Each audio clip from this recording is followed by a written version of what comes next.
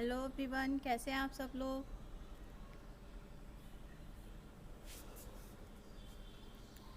आज हमारा जो है इकाई 5 स्टार्ट होने वाला है और 4 कंप्लीट हो गया।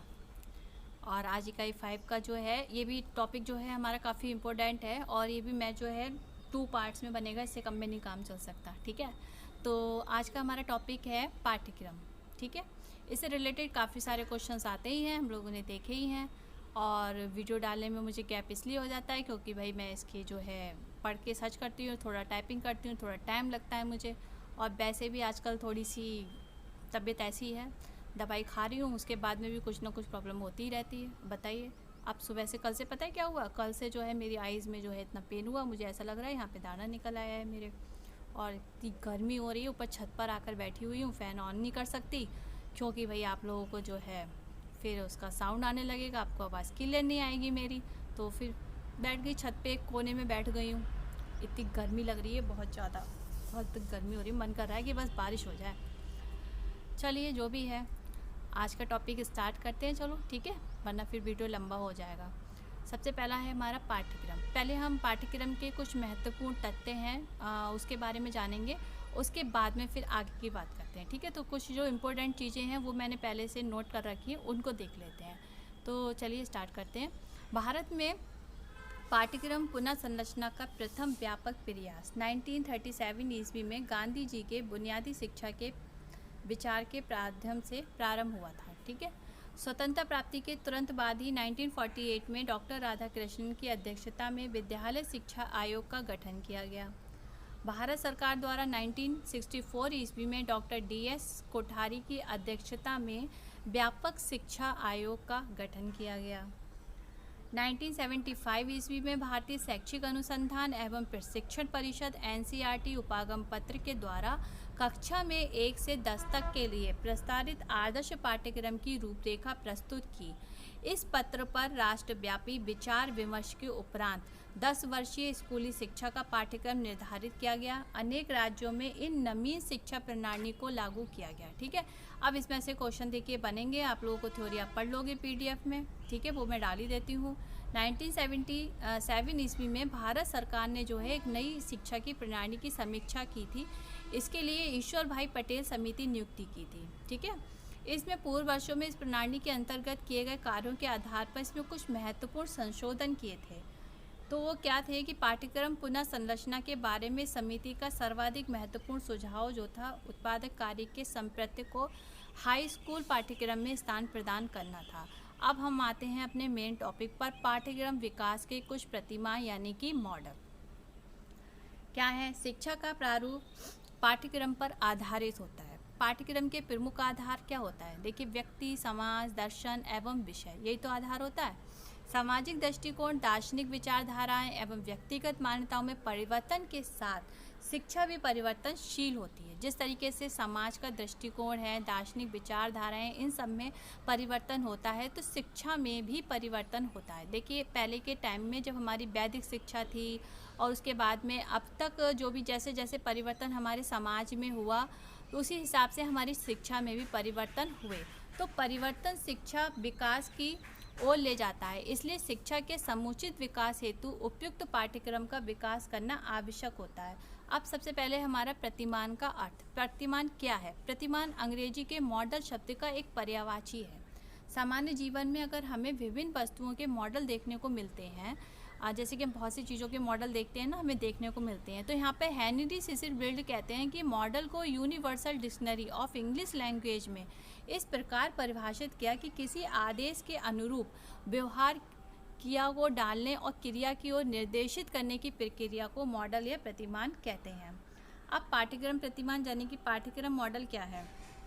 तो पाठ्यक्रम प्रतिमान का अर्थ, पाठ्यक्रम के स्वरूप से बिल्ड की परिभाषा ने कहा कि किसी आदर्श लक्ष्य की प्राप्ति हेतु पाठ्यक्रम के स्वरूप का निर्धारण या इस कार्य के लिए दिशा निर्देश की प्रक्रिया के स्वरूप के निर्धारण को प्रतिमान कहा जाता है। फिर है हमारा पाठ्यक्रम के प्रति मानव के प्रकार। पाठ्यक्रम प्रति मानव को 3 वर्गों में विभाजित किया गया। कौन कौन से वर्ग हैं आपके? उद्देश्य मूल्यांकन मॉडल, प्रक्रिया मॉडल और परिस्थिति मॉडल। ठीक है, सबसे पहला हमारा उद्देश्य प्रतिमान क्या है। पाठ्यक्रम के उद्देश्य प्रतिमान का आधार व्यवहारिक मनोविज्ञान है। इसमें शैक्षिक उद्देश्यों पर अधिक बल देते हुए पाठ्यक्रम के प्रारूप को विकसित किया जाता है। छात्रों के अपेक्षित व्यवहार परिवर्तन के रूप में उद्देश्यों की प्राप्ति की जाती है और व्यवहार का जो है परिवर्तन का ज्ञान मूल्यांकन होता है। इसे मूल्यांकन प्रतिमान भी कहा जाता है। प्रक्रिया प्रतिमान क्या होता है। पाठ्यक्रम की प्रक्रिया प्रतिमान में प्रक्रिया को प्राथमिकता दी जाती है। ठीक है, इसमें उद्देश्यों को परिभाषित नहीं किया जाता। इसमें जो क्रियाएं होती हैं यानी कि जो प्रतिक्रिया की जाती है उसको महत्वपूर्ण दिया जाता है, ना कि उद्देश्य को परिभाषित नहीं किया जाता, बल्कि पाठ्यक्रम के प्रारूप को विकसित करने में पाठ्य वस्तु के ज्ञान को ही ध्यान में रखा जाता है। उसके अंतर्गत पाठ्य वस्तु की सहायता से मानवीय गुणों को विकसित करने का प्रयास किया जाता है। इसलिए इस प्रकार के पाठ्यक्रम को मानववादी पाठ्यक्रम भी कहा जाता है। अब कुछ विभिन्न सिद्धांत आते हैं इसके अंतर्गत, जैसे कि पहला है हमारा मानव व्यवस्था का परंपरागत सिद्धांत। यानी कि सबसे पहला जो हमारा परंपरागत सिद्धांत था मानव व्यवस्था का, वो क्या था। इसमें जो था व्यवस्था के सदस्यों में केवल कार्य करने की क्षमता होती है तथा वे निर्देशों का अनुसरण कर सकते हैं, परंतु उसमें कार्य को प्रारंभ करने की और क्षमता को ना किसी का निर्णय ले सकते हैं। इस व्यवस्था में शिक्षण कार्य केंद्र जो होता है, जैसे कि मान लीजिए पहले के टाइम में जो शिष्य थे जो आश्रम में पढ़ने जाते थे, ठीक है, तो वो कोई निर्णय नहीं ले सकते थे। उनको क्या था, वो अपने गुरु के आश्रम में रहकर कार्य करते थे, ठीक है, अपनी क्षमता के अनुसार। तो उसका जो केंद्र बिंदु क्या था, केंद्र बिंदु वहाँ के जो था शिक्षण थे, शिक्षण कार्य केंद्र था, शिक्षक नियंत्रित होता था। यानी कि जो भी काम होता था वो उनके गुरु यानी कि शिक्षक के नियंत्रण में होता था।